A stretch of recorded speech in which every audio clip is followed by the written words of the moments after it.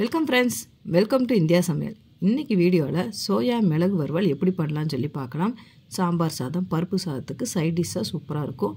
நம்ம சேனலில் போடுற வீடியோ உங்களுக்கு பிடிச்சிருந்துச்சுன்னா சப்ஸ்கிரைப் பண்ணிடுங்க, பக்கத்தில் இருக்க பெல் ஐக்கானே கிளிக் பண்ணிடுங்க. இப்போ ஒரு மிக்சிங் பவுலில் 1 கப் அளவுக்கு நான் சோயா எடுத்திருக்கேன்.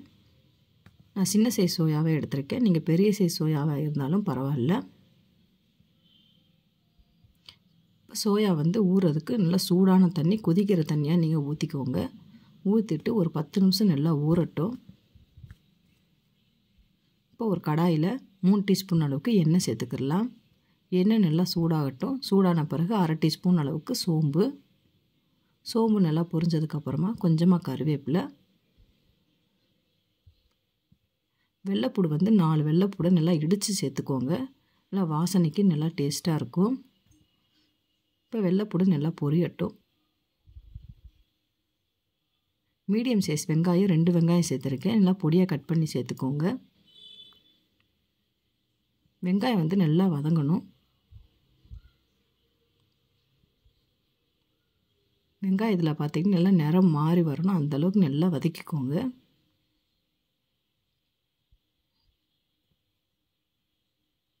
இப்போ பார்த்திங்கன்னா வெங்காயம் நல்லா வதங்கிருச்சு. 2 பச்சை மிளகா சேர்த்துக்கோங்க.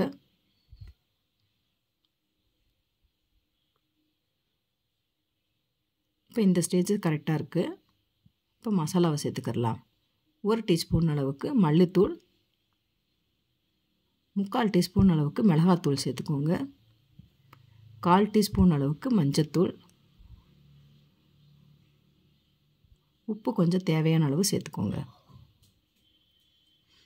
இப்போ சேர்த்துட்டு நல்லா கலந்து விட்டுக்கிடலாம்.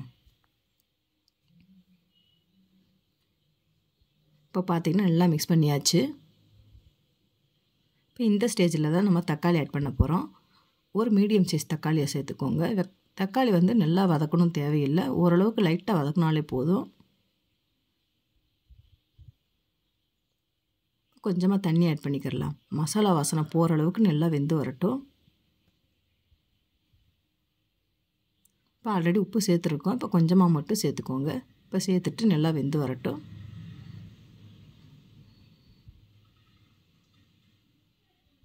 இப்போ நல்லா வேகட்டும். இப்போ பார்த்திங்கன்னா 10 நிமிஷம் ஆயிடுச்சு. சோயா நல்லா ஊறி இருக்குது. இப்போ நல்லா கையில் வச்சு நல்லா பிழிஞ்சு எடுத்துக்கோங்க. கொஞ்சம் கூட தண்ணியே இருக்கக்கூடாது, அந்தளவுக்கு நல்லா ட்ரையாக பிழிஞ்சுக்கிடலாம். அப்போ தான் மசாலா நல்லா ஒட்டி இருக்கும். இப்போ பார்த்திங்கன்னா நல்லா பிழிஞ்சு எடுத்தாச்சு. இப்போ மசாலா பார்த்திங்கன்னா பச்சை வாசனையும் போயிருச்சு. இப்போ நம்ம சோயாவை ஆட் பண்ணிக்கிடலாம். இப்போ சோயாவை சேர்த்துக்கோங்க. இப்போ சேர்த்துட்டு ஸ்டவ்வை மீடியம் ஃப்ளேமில் வச்சுக்கிடலாம். மசாலா எல்லா சோயாலையும் அப்சர்வ் ஆகிற அளவுக்கு இந்த அளவுக்கு நல்லா கலந்து விட்டுக்கோங்க.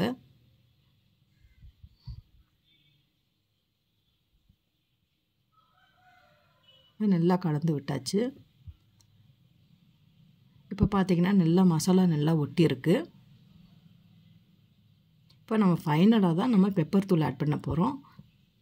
லைட்டாக இந்த மாதிரி 1 டீஸ்பூன் அளவுக்கு சேர்த்துக்கோங்க. இப்போ சேர்த்துட்டு ஸ்டவ்வை மீடியம் ஃப்ளேமுக்கு கொஞ்சம் கம்மியாகவே வச்சுக்கோங்க. வச்சுட்டு 2 மிக்ஸ் பண்ணிட்டு பண்ணாலே போதும். ரொம்ப நேரம் நம்ம அடுப்பில் வைக்க வேண்டாம்.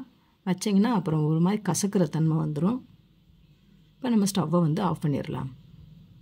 கொஞ்சமாக கொத்தமல்லி இலையை தூவி விட்டு சர்வ் பண்ணிங்கன்னா சூப்பரான சோயா மிளகு வறுவல் ரெடி ஆயிடும். இப்போ வேறொரு பவுலில் மாற்றிக்கிடலாம்.